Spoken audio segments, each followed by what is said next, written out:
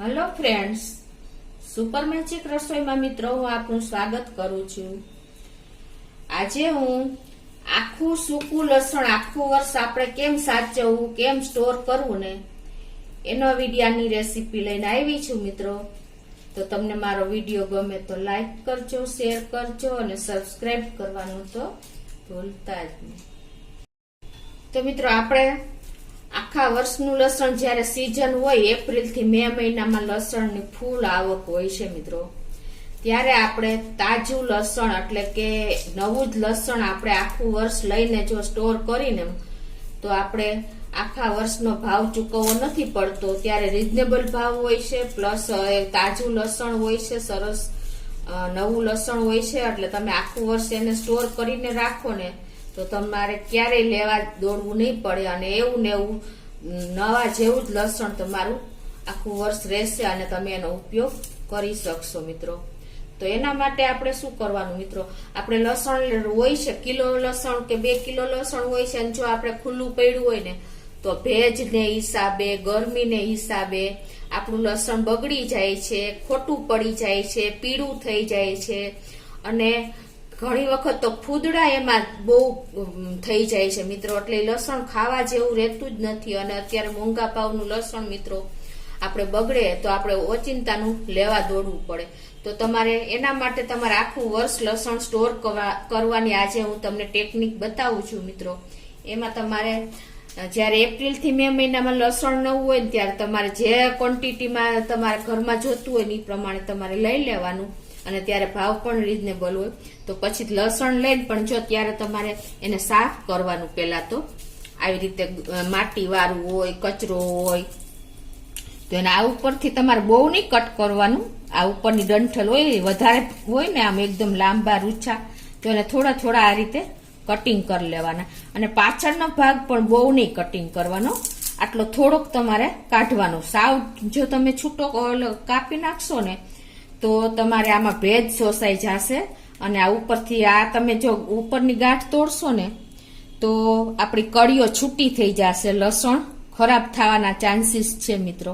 તો તમે ખાસ આ નોટ કરજો, ઉપરની આ ડંઠલ તમારે લાંબા એને આપેલા હોય ને તો એ કટ કરવાના, બાકી આખી નહીં કટ કરવાની, પ્લસ નીચેનું પણ સેજ લાંબુ હોય ને તો જ એનો મૂળિયું કટ કરવાનું, નહીતર તમારે સેજ અમથું કટ કરીને આ રીતે તમારે ઉપરથી ગંદા ફોતરા વધારે હોય તો થોડા થોડા કાઢી નાખવાના।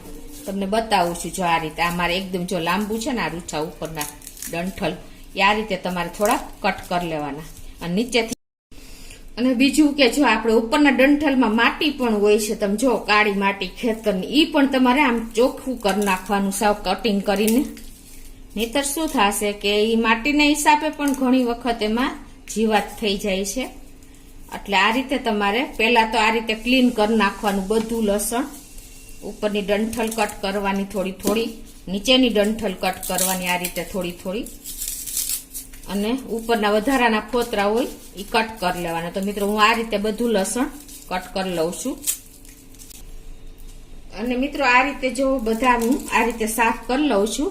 અને બીજું કે આ લસણ મારે 5 કિલો છે, તમે જે ક્વોન્ટિટીમાં લેતા હોય એ પ્રમાણે તમારે લેવાનું।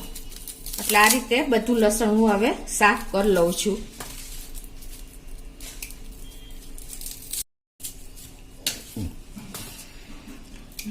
તો મિત્રો જો આ રીતે મેં ઉપરથી રૂછા અને માટી જે હોય એ બધું નીકળી ગયું છે અને નીચે પણ લાંબી ડંઠલ હોય તો થોડી થોડી કટ કરી લીધી છે અને જો મેં આ બધું લસણ આ રીતે આટલો કચરો નીકળો મિત્રો, તમે જોઈ શકો છો, આ બધી ગાંઠ હોય એની માટી હોય બધું નીકળી ગયું, ઉપરથી વધારાના ફોતરા, આ રીતે તમારે ચોખ્ખું કરી લેવાનું। તમે જોઈ શકો છો અત્યારે મારું લસણ કેટલું ચોખ્ખું દેખાય છે। હવે તમને આગળની ટેકનિક બતાવું મિત્રો। આ ચોખ્ખું કર્યા પછી તમારે આખું વર્ષ લસણને કેમ સાચવવું, કેમ સ્ટોરેજ કરવું ને એના માટે હું જો આપણે આ રીતે તમારા લસણની ક્વોન્ટિટી પ્રમાણે તમારે માટલું ચૂઝ કરવાનું। તમારે જૂનું માટલું આપણે દર વર્ષે નીકળતું જ હોય છે તો એવું જૂનું માટલું લઈ લેવાનું, કોઈ પણ માટલું ચાલે, કાળું, લાલ કે કાંઈ પણ, ટૂંકમાં તમારી લસણ પ્રમાણે તમારે માટલું લઈ લેવાનું। એટલે આ રીતે માટલું લીધા પછી મિત્રો એકદમ અંદરથી અને બહારથી ચોખ્ખું કરી નાખવાનું અને પછી સાવ સૂકું કરી નાખવાનું, ધોઈને અને તડકે સૂકવી દેવાનું 1 દિવસ. એટલે સાવ કોરું થઈ જશે ને મિત્રો, પછી જ તમારે આગળ એમાં પ્રોસીજર કરવાની છે. તો હવે શું કરવાનું, આપણે જે આ લસણ સાફ કર્યું છે ને એ જો મેં એકદમ સરસ ચોખ્ખું થઈ ગયું છે. તમારે આ બધું લસણ, આ માટલાનો ગુણ શું હોય છે માટીનો, કે એકદમ ઠંડુ જ રાખે છે કોઈ પણ વસ્તુને. એટલે આપણું આ લસણની તાસીર ગરમ હોય છે, બરાબર, અને માટલાની તાસીર માટીની ઠંડી હોય છે. એટલે એને હિસાબે આપણું લસણ બગડતું નથી મિત્રો. તો આ રીતે તમારે બધું લસણ જે આપણે સાફ કર્યું છે ને એ કોઈ પણ જાતની દવા, પાવડર કે રાખ કાંઈ પણ વસ્તુ નાખ્યા વગર, કોઈ કેમિકલ કે કાંઈ પણ નાખ્યા વગર આ રીતે ઈઝી રીતે મેથડથી તમારે આ લસણ સાફ જ કરવાનું છે. અને માટલું એકદમ ચોખ્ખું ને કોરું હોવું જોઈએ. આ તમે ખાસ નોટ કરજો. આ રીતે આપણે બધું લસણ જે તમારી પાસે હોય એ ભરી દેવાનું.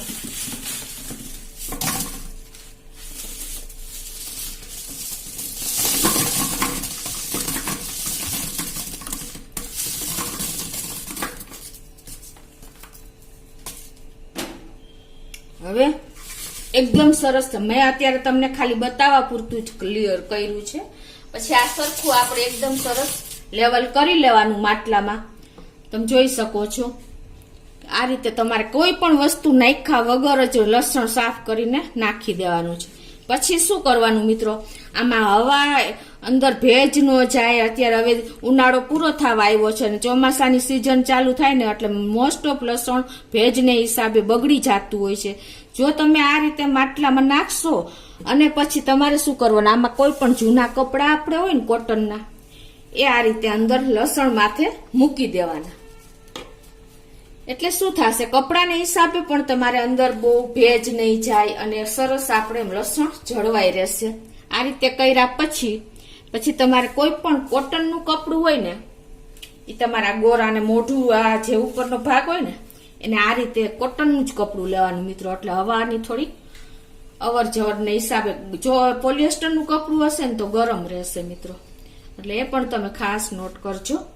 આ રીતે કોટનનું કપડું લઈને તમારે ફરતી આવી રીતે ગાંઠ વાળી લેવાની, મોઢું બંધ કરી દેવાનું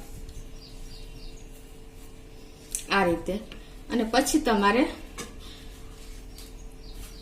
એવી જગ્યાએ રાખવાનું ગેલેરીમાં કે જ્યાં પણ ચોખ્ખી હવા ફૂલ આવતી હોય ને, હવાની અવર જવર થતી હોય ને એવી જગ્યાએ તમારા માટલું રાખવાનું છે મિત્રો. જો તમે સનલાઇટ એટલે કે પ્રકાશ, તડકો આવતો હોય છે, હવા નહીં આવતી હોય તો તમારું લસણ બગડવાના ચાન્સીસ છે મિત્રો. એટલે તમે ખાસ આ પણ નોટ કરજો કે હવાની આવજા થતી હોય એવી જગ્યાએ તમારે માટલુંમાં લસણ ભરીને એ માટલું રાખી દેવાનું છે.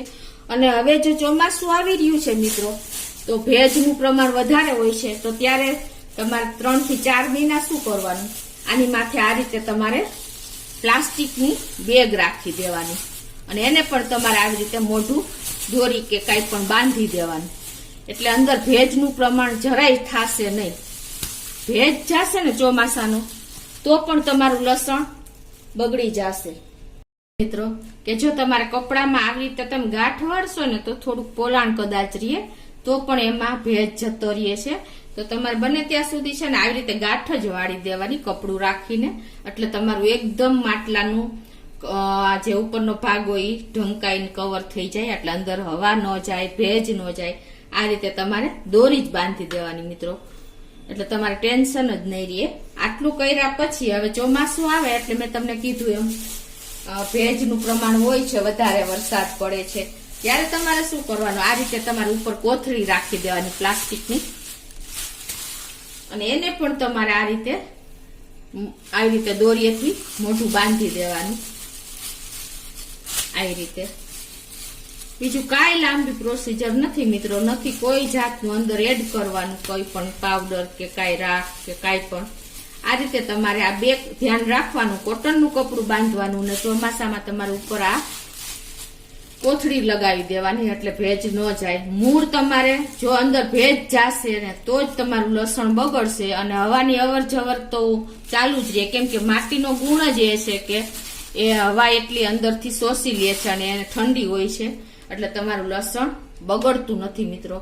આ રીતે તમે આ પ્રોસીજર કરશો ને મિત્રો તો તમે આખું વર્ષ તમારે ક્યારેય ટેન્શન નહીં રહે અને આખું વર્ષ તમારું લસણ એવું ને એવું રહેશે, નહીં બગડે અને તમે આખું વર્ષ એનો ઉપયોગ કરી શકશો મિત્રો. તો તમને મિત્રો આ એકદમ ઉપયોગી આપણને ગૃહિણી લોકોને આ વિડીયો થશે. તો તમને મારો વિડીયો ગમે ને તો લાઈક કરજો, શેર કરજો અને સબસ્ક્રાઇબ કરવાનું તો ભૂલતા જ નહીં.